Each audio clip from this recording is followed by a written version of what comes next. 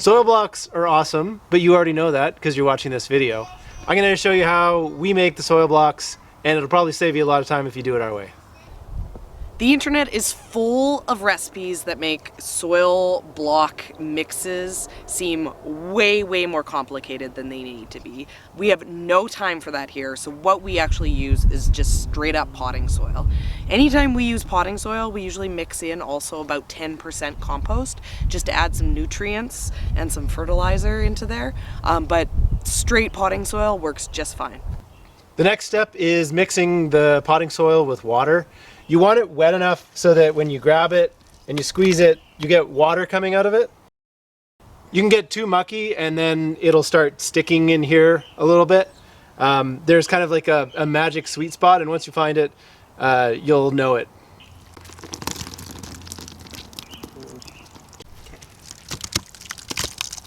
We don't normally do this on the table, but I'm going to do it just to have better lighting so you can see what we're doing here. You want all of these chambers to be filled up as much as possible, so that's why it's important to do all of this in one motion. You want to come down, and then I go back and forth a little bit. Now all 4 of those chambers are equally filled. Okay, go. Now when releasing, I find if they're sticking a bit, if you kind of go like that, it'll release. Oh, and look, that one's stuck. You can do some quick repairs. If you find that your blocks are sticking, then it's the perfect time to clean it out. I keep a bucket of water so I can just dip it down, and then it cleans out the inside of that. When you start getting debris in there, that's when you start getting the deformed soil blocks.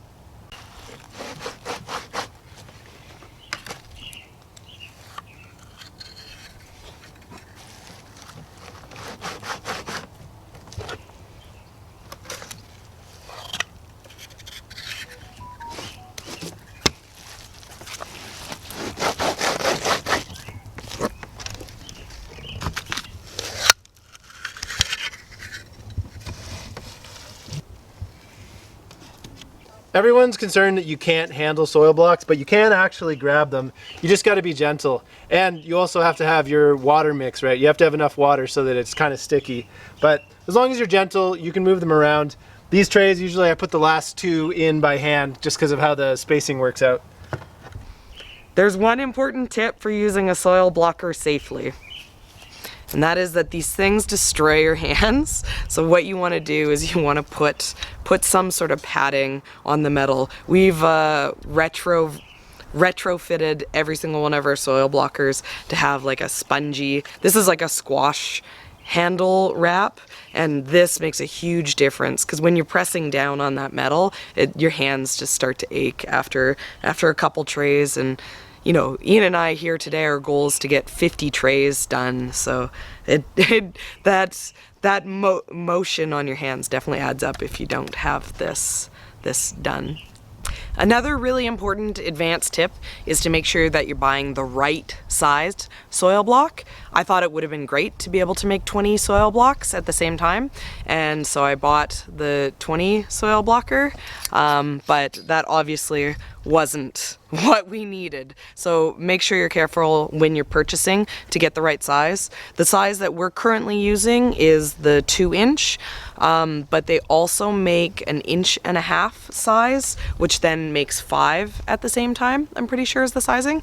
And honestly, for doing a seedling like that'd be a good 4-week seedling size too, as well as these 2-inch ones. So you can kind of work with different ones. Might seem like a little bit of a pain in the butt to do the soil blocks over doing the seedling trays, but the soil blocks do have a lot of efficiency advantages. First of all, they have like an indent. They come out with this ready to plant, so you don't have to make an indent for planting. The soil blocks are also really quick to take out of the tray when you go to transplant the fully grown seedlings. I find with these seedling trays, it can be a little bit of a pain in the butt to get the seedlings to pop out of the trays. So I really like the soil blocks for when it comes time to going and doing the transplanting. One of the biggest advantages to soil blocks is you can use a lot less plastic. There is very few disposable things that go along with using the soil blocks. We use these plastic trays, but you can use whatever you have on hand. You could do one year I actually soil blocked straight onto a table, and that's where they grew. Well, they grew into the seedlings. Thanks for checking out our video on how to make soil blocks. We definitely encourage you to use them. They have their place. Maybe not for everything, but you should definitely try them out if you never have. And just realize that they're a lot easier once you figure out the secret. Check you later!